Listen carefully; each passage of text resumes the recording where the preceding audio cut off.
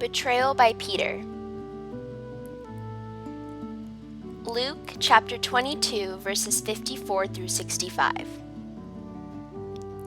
After arresting him, they led him away and took him into the house of the high priest.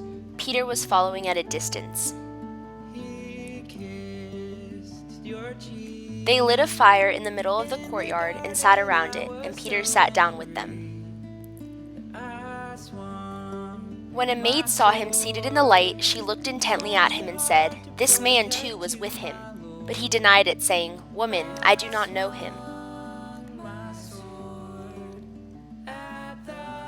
A short while later, someone else saw him and said, "You too are one of them." But Peter answered, "My friend, I am not." About an hour later, still another insisted, "Assuredly this man too was with him, for he also is a Galilean." But Peter said, "My friend, I do not know what you are talking about." Just as he was saying this, the cock crowed. And the Lord turned and looked at Peter. And Peter remembered the word of the Lord, how he had said to him, "Before the cock crows today, you will deny me 3 times." He went out and began to weep bitterly. The men who held Jesus in custody were ridiculing and beating him. They blindfolded him and questioned him, saying, "Prophesy, who is it that struck you?" And they reviled him and saying many other things against him.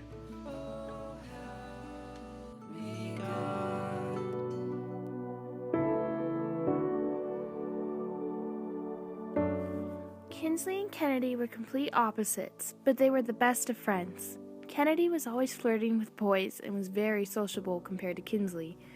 Kennedy was telling Kinsley about her newest love interest, Jackson, while walking to the froyo shop when they suddenly walked right into Jackson.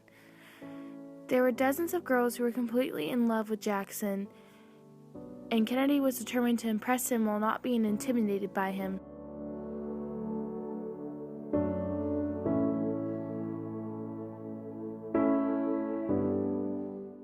"Hey there, Kennedy," said Jackson. "Hi," both girls responded naturally.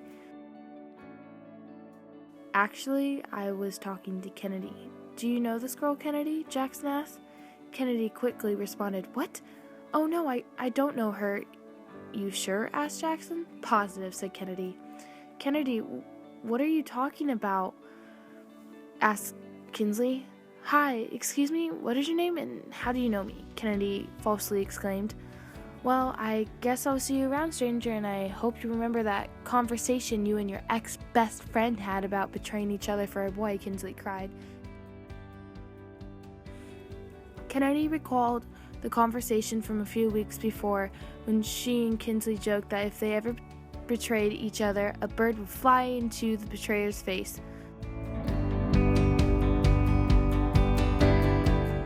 Suddenly, a bird flew into Kennedy's face and she remembered the exact conversation and instantly felt guilty.